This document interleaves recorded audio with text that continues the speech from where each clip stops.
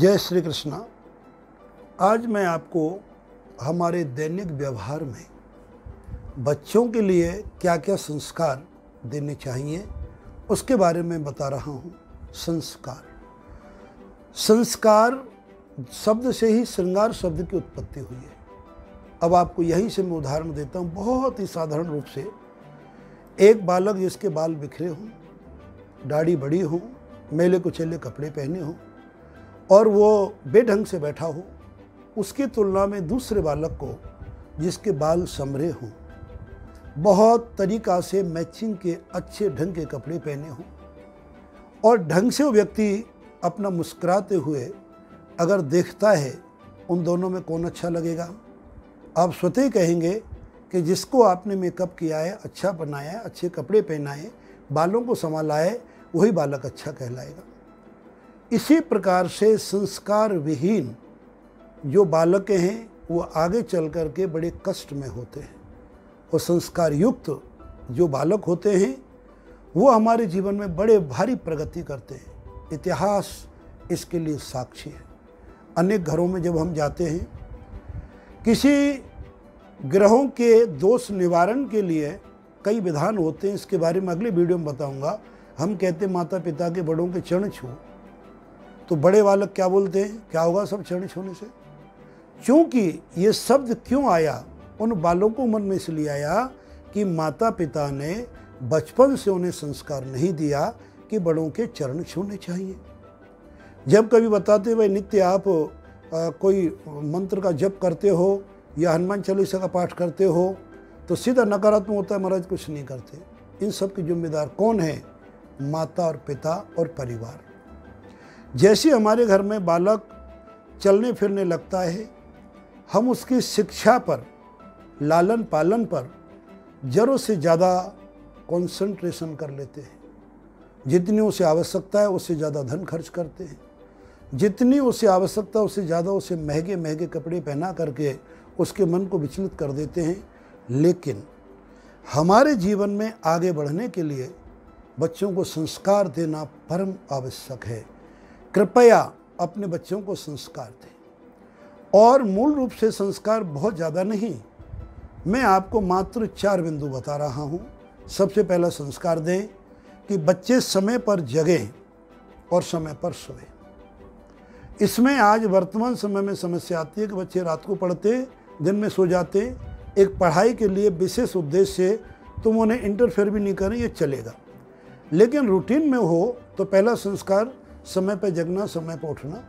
दूसरा संस्कार होता है कि बालक अपने माता पिता, चाचा ताऊ, दादा दादी, नाना नानी, जो भी घर में बड़े हैं, जो घर में आते हैं और या घर में रहते हैं, उनके नित्य प्रति चरण स्पर्श करें। ये मैं नहीं कह रहा हूँ, हमारे आदर्श, हमारा इतिहास, हमारे पुराण कह रहे हैं।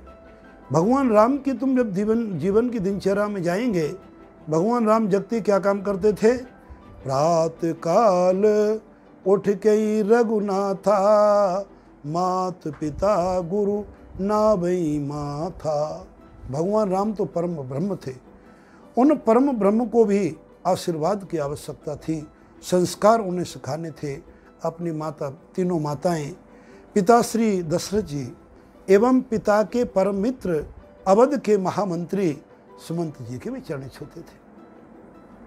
ऐसे अनेक जगहों पर प्रमाण आता है। और उसके बाद हमें दूसरी चीज सिखानी है चरण स्पर्श के साथ, कि नित्य कोई मंगल पाठ करें। जैसे हमारे 7 चिरंजीवी हैं, अश्वत्थामा बलिर्व्यासो जामवंत विभीषणा कृपा परशुरामस्य सप्तते चिरंजीविनः। जो व्यक्ति इस श्लोक को नित्य अपने बच्चों को सिखा दें, इसके अलावा यदि बहुत से श्लोक हैं, ज़्यादा ना सीखें तो कम से कम 1-2 श्लोक सिखा दें, इन सप्त चिरंजीवियों के नाम लें। उससे उनके जीवन में एक पुष्टता, सकारात्मक ऊर्जा, एक कॉन्फिडेंस, एक अद्भुत शक्ति उन बालकों में जागृत होगी। अनुभव करके देखना। तीसरा संस्कार हमारा, पहला चरण छूना, समय पे जगना। दूसरा हमारे कोई मंगल पाठ, हनुमान चालीसा अथवा सुंदरकांड, अथवा जो तुम्हारी गुरु परंपरा, परिवार की परंपरा है, उसका आपको पाठ करना। चाहे जैन धर्म का हो, सनातन धर्म को, अपने अपने धर्म के हिसाब से, उसमें कोई प्रतिबंध नहीं है। और तीसरा हमारा होता है सेवा। अपने से बड़ों की सेवा करना सीखें। घर में कोई बुजुर्ग हैं तो उनके चरण दबाने की आदत डालें, कभी कभी, रोज़ नहीं, जितना समय उनको मिलता है उनको समय पर भोजन परोसें। जब हम भगवान राम की दिनचर्या में जाते हैं तो देखने को मिलता है, गुरु निज शयन किए तब जाई, लगे चरण चापन दो भाई।